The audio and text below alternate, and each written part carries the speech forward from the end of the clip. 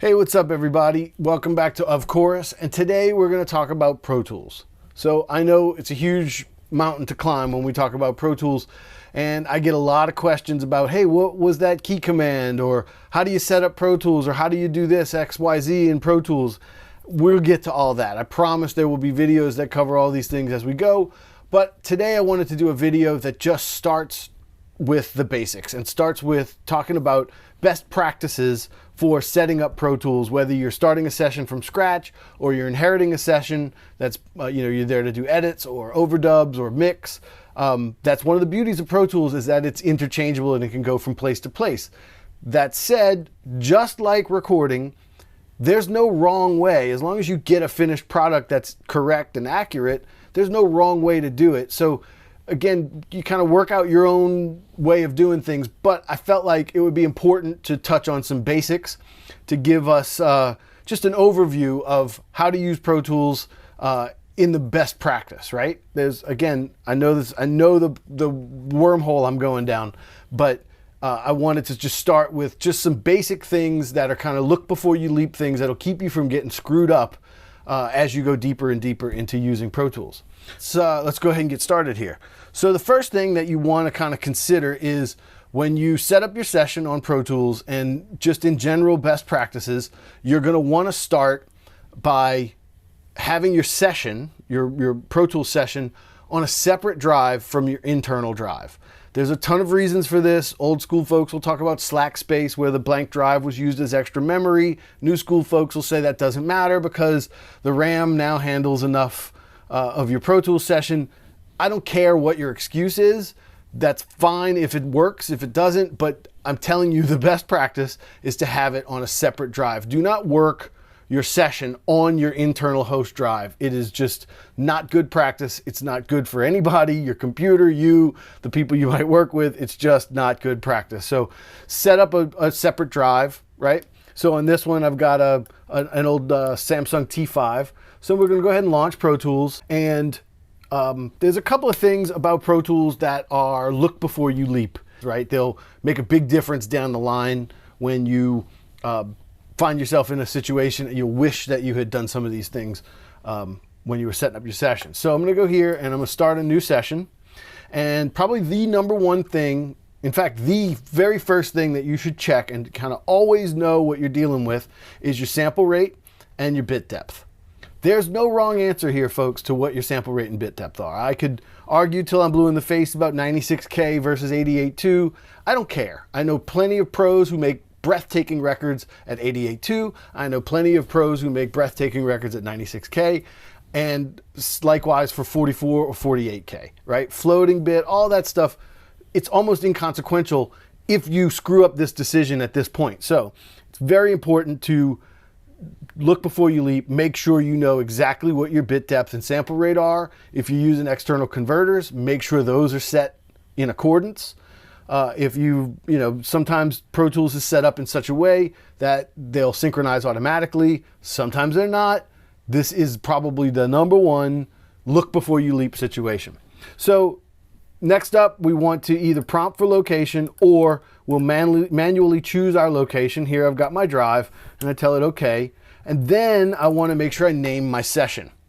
It's fine to go back and name it later. There are some things that, you have weird dead links, and it's just good practice to name it up front. So we'll call this Pro Tools Setup Demo, right? So I tell it okay, and boom, I'm off to the races. Here's my blank Pro Tools session. Here's where we start. So there's some things about this that we can go through to talk about getting set up. Quick punch mode, loop, blah, blah, blah, your counters, your metronomes. I'll go through those in detail on another video for sure. But just to get started, I would say the first place to stop, and this often becomes important when you're inheriting a session from another studio or another engineer to edit or mix. You just kind of want to make sure that you want to peep out this preferences pane. There's 3 or 4 of these tabs that are critical to your comfort and the consistency of the way that you like to work. So first thing, for me, again, this is personal preference. I like to synchronize my color coding with my grouping, and then little things about your operation and making sure that your operation stuff is set up correctly.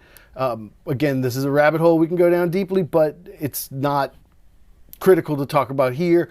Say the only thing that's super critical to talk about here, and it will save your butt later, is to make sure you have this auto backup set. And I don't care how many recent sessions you save or how often you save it. I just can't stress enough that this really helps to have set, especially if you want to go back and undo a revision, or if you've made a critical mistake and you need to go back to a previous version. This is super handy to have. Then there's also those weird situations that I can't think of, like your Pro Tools session got corrupted and you just happen to have a spare version that you can go back to. Just trust me on this one. You want to kind of make sure that one's correct and set correctly. Your editing panel will have some things, and then your mixing panel. These are kind of the first four, the most critical. The rest are going to be kind of applicable to your individual situation, right? Different levels of Pro Tools, different hardware are going to require different settings. The important thing is knowing you have kind of peeped out these first few settings in your preferences, right? So here we are, we got our basic Pro Tools setup. You're going to have, myriad different playback engines and configurations and stuff like that. But your I/O is a first place that you're going to want to start. I'm working on a simple Scarlett Focusrite right now, so this doesn't have a crazy complicated setup, but one of the things that helps if you're starting from scratch, or if you've got some errant routing situations, it never sucks if you're starting from scratch to delete your busing and just start with the default, because then that gives you the basic setup of what both your hardware can handle as well as this particular instance of Pro Tools, what it's capable of doing. So just by giving yourself that simple setup.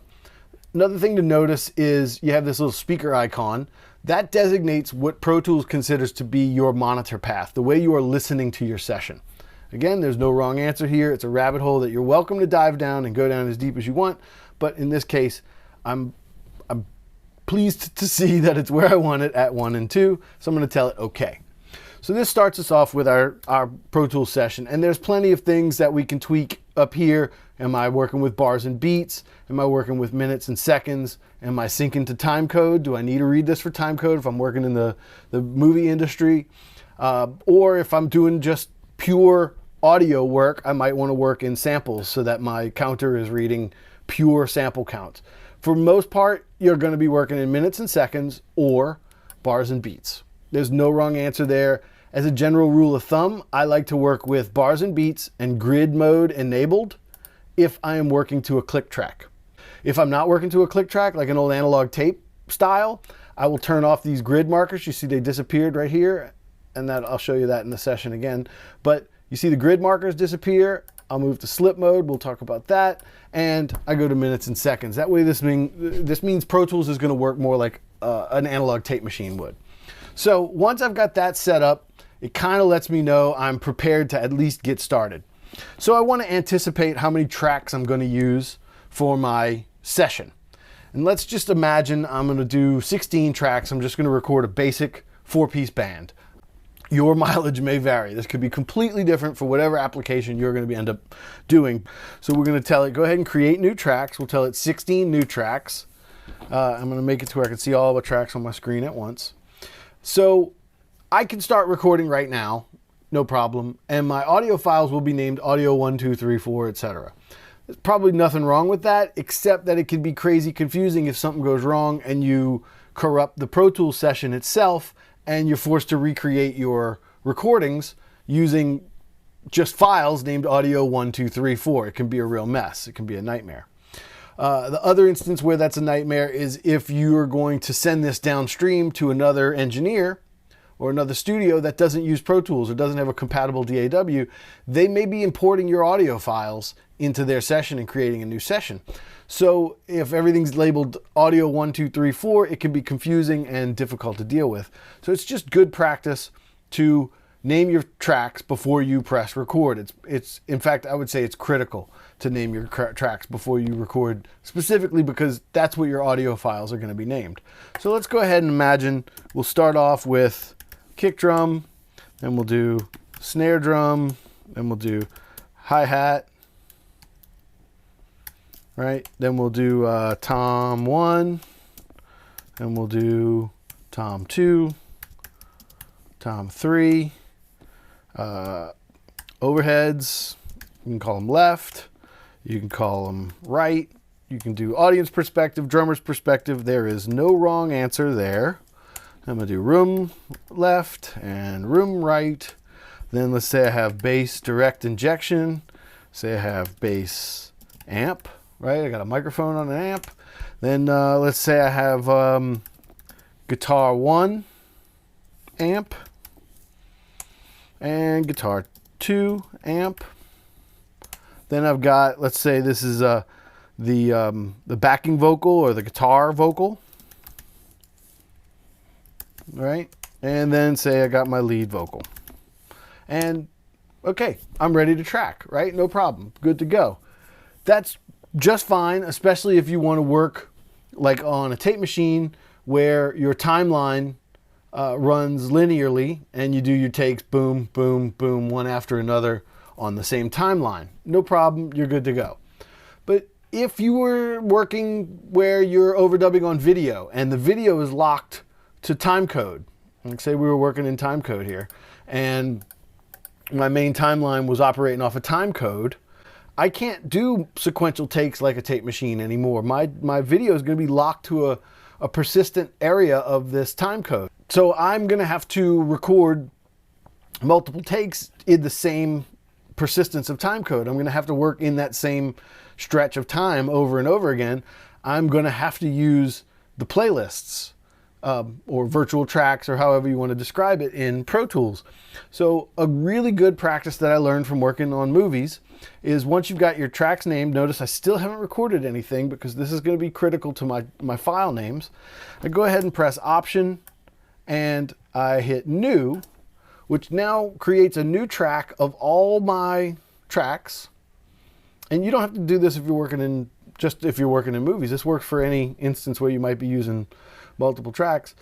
Now I'm ready for that first take because my audio files are going to be named kick take 1, right? And so on and so forth. When I'm ready to do another take, I go kick 2 and I record in the same area. Then when I go back to comp between these playlists, or if I want to use my playlist mode to see all those takes at once, when I go back to comp it, my comp can actually live on the original named track. So you have these nice clean sessions at the end of your session. You still have all your playlists intact, but you don't have all these number addendums on your final deliverable track. So let's go ahead and demonstrate that real quick. So we'll start with this take 1, right? And I'll go ahead and record, enable all my tracks. And so I'm here at the top. I go ahead and record, and I'll let it roll for a few seconds to demonstrate that my file names are the same as my track names, right?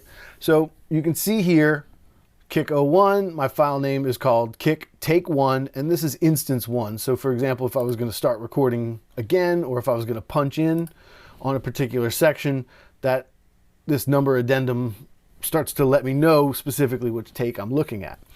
Another thing that we can look at is here in my audio files folder. You can see that here's my Pro Tools session folder. There's no audio information in here. This is really just a roadmap of where stuff goes. The audio files actually live in this audio files folder, and you can see the raw file name is named the equivalent to what my tracks are named in Pro Tools. So if I had to go back and find that original kick drum file, I know this is that original kick drum file. Yes, there's a way to do it within the browser of Pro Tools and stuff like that. I'll save that for another video. But now let's say I wanted to go ahead and record on my second take, and I go into record and I let it record for a few seconds just to demonstrate this. We can see at the end of this recording that my files are named kick 2, instance 2, right? Same story. If I go back to my folder, I can see now I have bass file number 1, bass file number 2.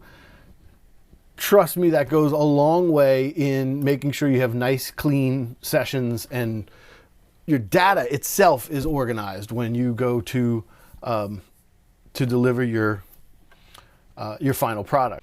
So I think that's probably a good place to start. We'll talk about groups and stuff next time, VCAs. But this is probably the most important things you need to get started with just basic technical stuff so that you don't trip yourself up later. And to recap, that's check your sample rate and bit depth. Make sure you're recording onto a separate drive, not your internal drive. Name your tracks before you ever press record. And that's it. Have fun. We'll see you next time on Of Chorus.